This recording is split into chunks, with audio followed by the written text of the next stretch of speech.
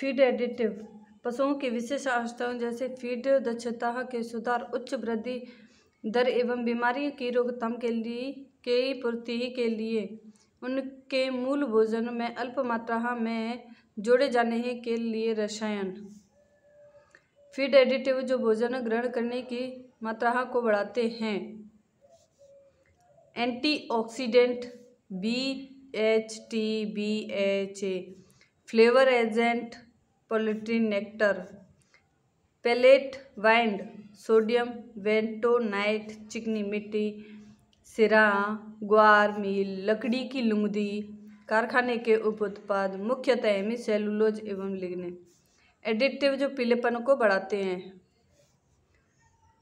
Xanthophyll, मक्का, कैंथाजेंथिल, रिजगा आदि।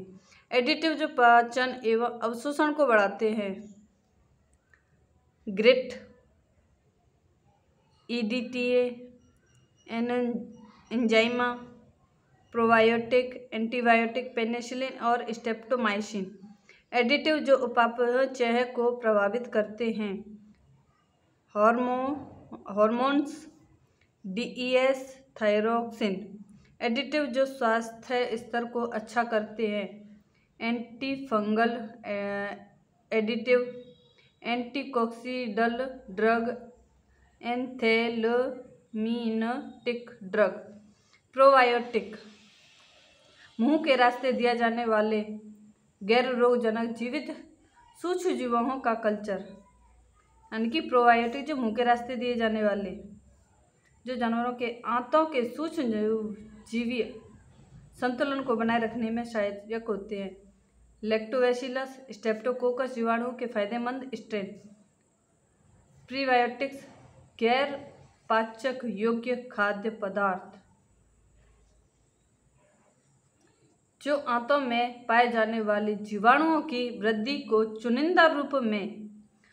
चुनिंदा रूप से उत्तेजित करने के काम में करते हैं। प्रोबायोटिक बैक्टीरिया के लिए भोज्य पदार्थों की तरह कार्य करता है, उदाहरण इंसुलिन, ओलिगोफ्रक्टोज।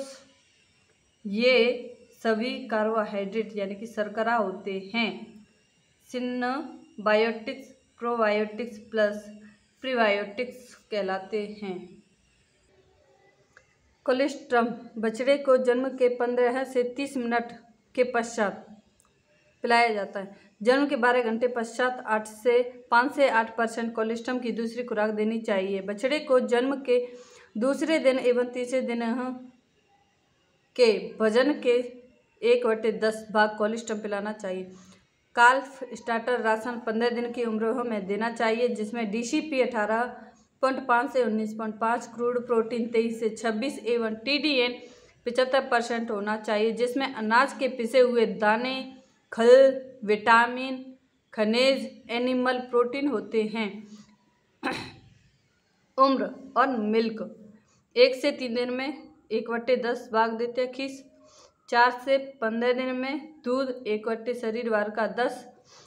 15 से 21 दिन में दूध 1/10 शरीर वजन के भार का। और 3 माह की उम्र पर विगनिंग शुरू कर दें। सांड को हे 1 kg 100 किलो बॉडी वेट पर, दाना 0.5 kg 100 किलो बॉडी वेट पर देना चाहिए। सांड के आहार में कैल्शियम व वसा की मात्रा कम होनी चाहिए, क्योंकि यह कामोत्तेजना को कम करता है।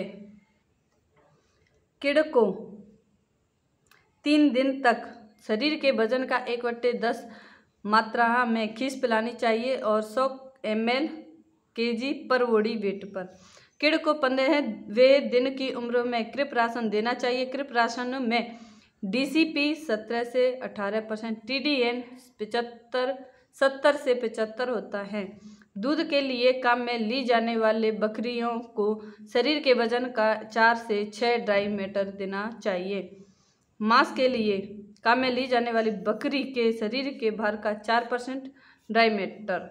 फ्लूसी राशन प्रजनन मौसम शुरू होने से 2 से 3 सप्ताह पूर्व भेड़ व बकरी को जीवन निर्वाह राशन के अतिरिक्त 25% पोषक तत्व देना चाहिए।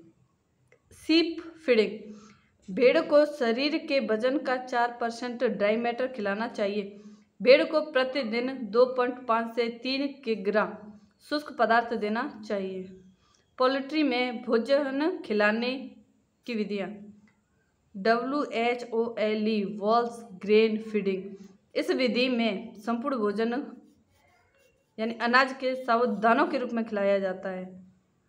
यह भोजन इस विधि में चयनित भोजन सबसे ज़्यादा होता है। ग्रेन यह पोल्ट्री फीडिंग की सबसे खराब विधि है। WHOLE वॉल ग्रेन फीडिंग यह पोल्ट्री फीडिंग की सबसे खराब विधि है। Grain masked feeding. इस विधि में आधा भोजन साबुत दानों के रूप में और आधा भोजन पीस कर खिलाया जाता है। ऑल मास फीडिंग। इस विधि में संपूर्ण भोजन पीस कर खिलाया जाता है एवं पोल्ट्री फीडिंग की सबसे अच्छी विधि है। इस विधि में चयनित भोजन बिल्कुल नहीं होता। Peeled feeding. इस विधि में खाने की बर्बादी को कम किया जाता है। भोजन की कीमत 10% बढ़ जाती है, इसलिए यह सामान्यतः काम में नहीं लिया जाता। Restricted feeding.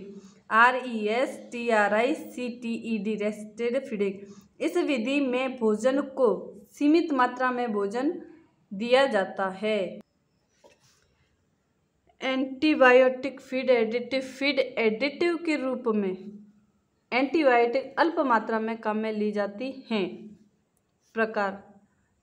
आयनोफोर एंटीबायोटिक। ये स्ट्रेप्टोमाइसिन स्पीशीज द्वारा प्राप्त होते हैं। ये पशुओं के आहार में सबसे ज़्यादा होते हैं। उपयोग में लिए जाने वाले एंटीबायोटिक समूह हैं। बायोलॉजिकल मेम्ब्रेन में पोरेस पैदा करके आयनिक इम्बैलेंस करती है। उदाहरण आयरन इम्बैलेंस करती है। आयनोफोर एंटीबायोटिक। मोनेनसिन स्ट्रेप्टोमाइसिन कैनिमोनियासिस से प्राप्त होते हैं। लेसोलोसिड यह स्ट्रेप्टोमाइसिन लेसोलेनेसिस से प्राप्त होते हैं। ये रुमन में प्रोपियोनेट की सांद्रता को बढ़ाते हैं तथा मीथेन गैस उत्पादन को कम करते हैं। Antibiotic feed additive. Non ionophore antibiotic. Oxytetracycline, chlortetracycline, zinc bacitracin और टायलोसिन ETC। ये पशु शरीर में टॉक्सिन पैदा करने वाले सूक्ष्म जीवों की वृद्धि को रोकते हैं तथा पशु शरीर में संक्रमण को रोकते हैं। हार्मोन। उपचय हार्मोन शरीर की वृद्धि को तेज करते हैं। सोमेटोट्रोपिन, एंड्रोजन या टेस्टोस्टेरोन। अपचय हार्मोन शरीर की वृद्धि को रोकते हैं। एस्ट्रोजन या ग्लूकोकोर्टिकोइड। इम्यूनोमोड्यूलर पशु शरीर की रोग प्रतिरोधक क्षमता को बढ़ाते हैं। Yeast culture. ये सचिचेरोमाइसी कैरेसिवेंस यीस्ट को जानवरों के आहार के साथ दिया जाता है, तब रुमन में जीवाणुओं की सांद्रता बढ़ती है। पशु शरीर पर प्रभाव। गर्मी से परेशान जानवरों को शारीरिक तापमान को कम करता है। रुमन के pH को संतुलित करता है। गाय में दूध उत्पादन को बढ़ाता है। पोल्ट्री में यह भार को बढ़ाता है तथा आहार रूपांतरण के सुधार करता है। जानवरों द्वारा आवश्यक पोषक तत्वों की मात्रा को व्यक्त करने का तरीका फीड स्टैंडर्ड कहलाता है। जानवरों द्वारा आवश्यक पोषक तत्वों की मात्रा को व्यक्त करने का तरीका फीड स्टैंडर्ड कहलाता है। फीड स्टैंडर्ड का वर्गीकरण तुलनात्मक आधार पर, उत्पादन के आधार पर और पाचक पोषक तत्वों के आधार पर। थियर्स है यानी तुलनात्मक आधार पर थियर्स है। इक्विवेलेंट विधि, इसमें हे को तुलनात्मक इकाइयों के तौर पर लिया जा गया।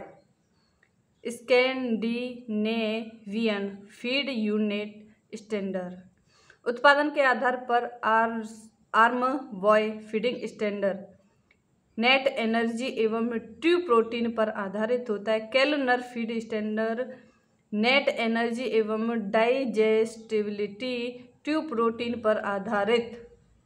पाचक पोषक तत्वों के आधार पर Wolffian standard, Wolff Lehmann feeding standard, Morrison feeding standard, संशोधित वुल्फ लेहमान फीडिंग स्टैंडर्ड। प्रथम फीडिंग स्टैंडर्ड ग्रोवियन ने 1869 में दिया था। प्रथम फीडिंग स्टैंडर्ड ग्रोवियन ने 1869 में दिया था, जो प्रोटीन, कार्बोहाइड्रेट व वसा पर आधारित था। केल्नर ने स्टार्च इक्विवेलेंट सिस्टम 1907 में प्रकाशित किया। यह निवल ऊर्जा यानी नेट ऊर्जा एवं पाचक शुद्ध प्रोटीन पर आधारित था। वुल्फ फीडिंग स्टैंडर्ड यह पाचक प्रोटीन, पाचक वसा, पाचक कार्बोहाइड्रेट पर आधारित था। कमी वुल्फ फीडिंग स्टैंडर्ड की कमी, यह फीडिंग स्टैंडर्ड दूध उत्पादन की मात्रा एवं दूध की गुणवत्ता का उपयोग में नहीं लेता था। वुल्फ लेहमान फीडिंग स्टैंडर्ड यह पाचक प्रोटीन, पाचक वसा एवं पाचक कार्बोहाइड्रेट पर आधारित था। यह दूध उत्पादन की मात्रा को उपयोग में लेता था, परंतु दूध की गुणवत्ता को उपयोग में नहीं लेता। मोरिसन फीडिंग स्टैंडर्ड यह DCP digestible crude protein, TDN digestible total digestible nutrition और DM ड्राई मैटर पर आधारित